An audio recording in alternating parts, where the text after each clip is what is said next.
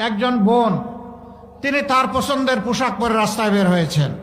সাংবাদিক বন্ধু জিজ্ঞেস করেছে, আপনি আগামীর বাংলাদেশে সরকার হিসাবে কারে দেখতে চান?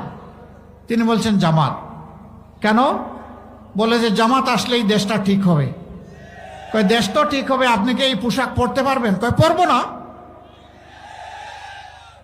আপনাকে পোশাক বদলাতে হবে, ঠিক আছে বদলাবো। তো জামাতের কোন জিনিস আপনার ভালো লাগে?